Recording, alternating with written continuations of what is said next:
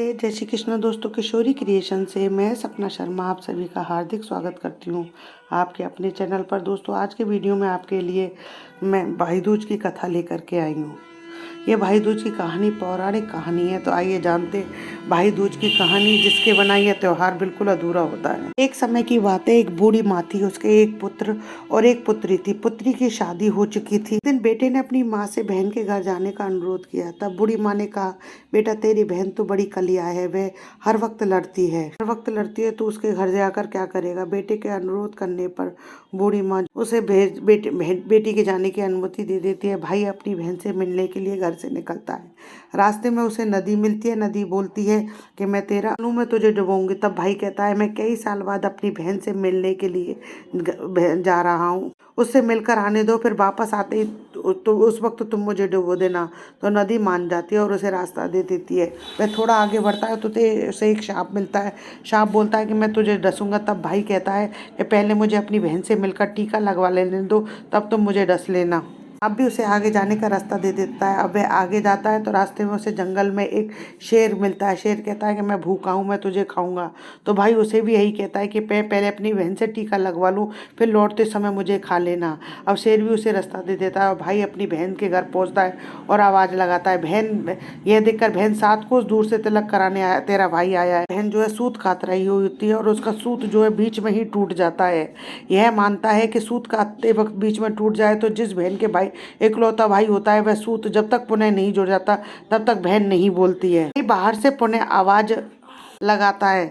भाई की आवाज़ सुनकर बहन जवाब नहीं देती है। तो भाई मन में सोचता है कि मुझ गरीब से मेरी बहन भी बात नहीं करना चाहती है, माँ सही कहती थी। यह सोचकर वह वापस जाने लगता है।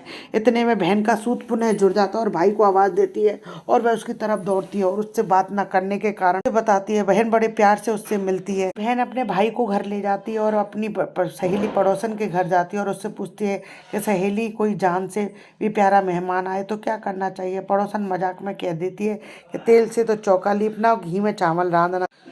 भोली बहन पड़ोसन का मजाक समझ नहीं पाती और वैसा ही करती है। अब ना तो चौका सूखता है ना ही चावल सींचते। इधर भूखा भाई जो है बहन से कहता है, बहन भूख लगी है, खाना परोस दो। तब बहन बोली, भाई आज ना तो चावल सींच रहे हैं ना ही चौका सूख रहा है। भाई ने पूछा, तूने कैसे चौका लगाया और कैसे चावल रांधे हैं। सहेली से पूछा था, उसने कहा, जान से प्यारा मेहमान आए तो तेल का चौका लगाना चाहिए और घी में चावल चढ़ाने चाहिए। भाई बोला, नहीं मेरी भोली बहन, तेल का चौका सूखता है और क्या, और चावल घी में रंधते हैं क्या। पानी में तो चौका लगा और पानी में ही चावल चढ़ा। फिर भाई के कहे अनुसार बहन ऐसा ही करती है।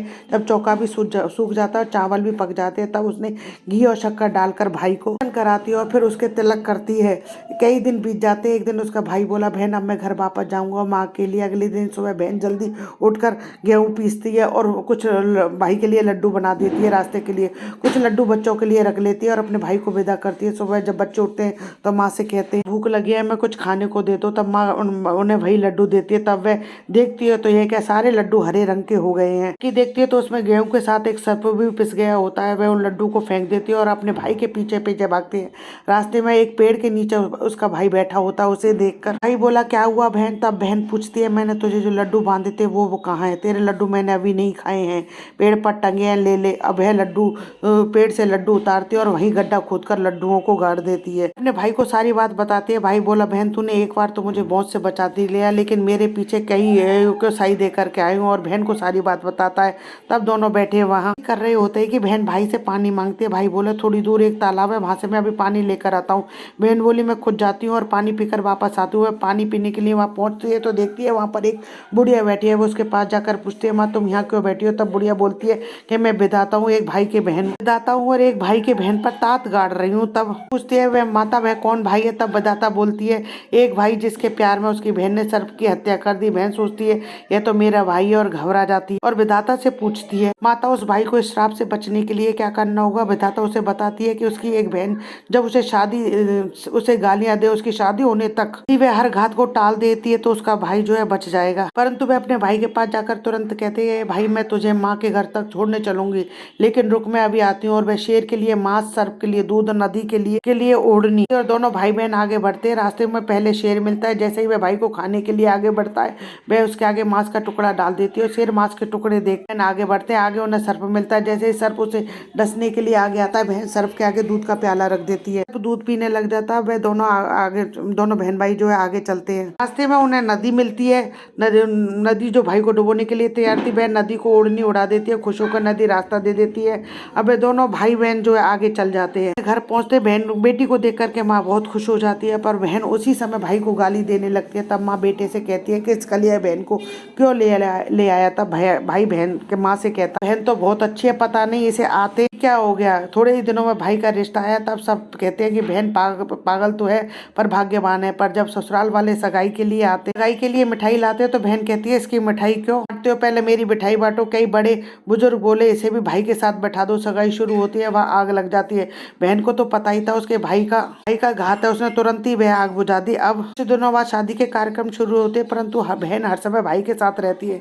जब भाई की निकासी होने लगती है, तब बहन बोली अरे इसकी निकासी क्या करते हो, पहले मेरी निकासी करो और इसे पीछे के दरवाजे से लेकर जाओ। बहन के इतना बोलते ही आगे का दरवाजा टूट कर गिर जाता है। सब कहते भले ही बहन कलिया है पर बराबर भाई की जान बचा रही है। जब भाई फेरों पर बैठता है तो फिर कहती है इसकी जगह पहले मैं फेरों पे बैठूंगी। शादी के बाद जब दूल्हा दुल्हन की रात जगती है तो बहन कहती है इसकी नहीं, पहले मेरी रात जगाओ। कई लोग बोले बीच में पर्दा लगाकर इसे भी साथ में सुला दो। जब भाई और भाभी सो जाते हैं तब वहाँ एक सर्प आता है, तो बहन तो तैयारी में ही बैठी थी। वह उसे पकड़कर टोकरी में रखकर सो जाती है। आज वह कई दिनों में निश्चिंत होकर आराम से सोती है। उधर उसकी माँ सोचती है कि बेटी के उठने से पहले ही मेहमानों को विदा कर देती है, वरना फिर सोच मचाएगी। जब बेटी उठकर देखती है तो उसके घर में कोई नहीं दिखता है।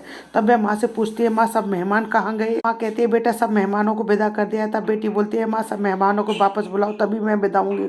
उसके कहने के अनुसार सब मेहमानों को माँ वापस बुलाती है। तब वह माँ से कहती है माँ आज के दिन के लिए ही मैंने पालने में पूत और चूल्हे पर दूध छोड़ा था। पागल हो गई थी, मेरे इस भाई पर 7 घात थी, वह टालने के लिए ऐसा कर रही थी। उसकी आवाज़ सुनकर माँ और भाई बहुत खुश हो जाते हैं और सबसे पहले अपनी बेटी को विदा करते हैं। उसके बाद सभी मेहमानों को विदा करते हैं। दिन के बाद से ही हर बहन अपने भाई के लंबे उम्र की कामना से भाई दूज का त्योहार मनाने लगी और इस दिन बहन भाई का टीका करती है और एक कथा सुनती है। दोस्तों यदि आपको मेरे वीडियो अच्छा लगे तो इसे लाइक और शेयर कीजिए अपने फैमिली और फ्रेंड में। यदि आपने अभी तक मेरे चैनल को सब्सक्राइब नहीं किया है तो इसे सब्सक्राइब करना ना भूलें। पास ही में बेल आइकन को दबाएं जिससे मेरे आने वाले हर नए वीडियो का नोटिफिकेशन आपको मिल जाए। हिंदू धर्म रीति रिवाज कथा कहानी जानने के लिए मेरे चैनल पर बने रहने के लिए बहुत बहुत धन्यवाद। जय श्री कृष्णा दोस्तों, राधे राधे।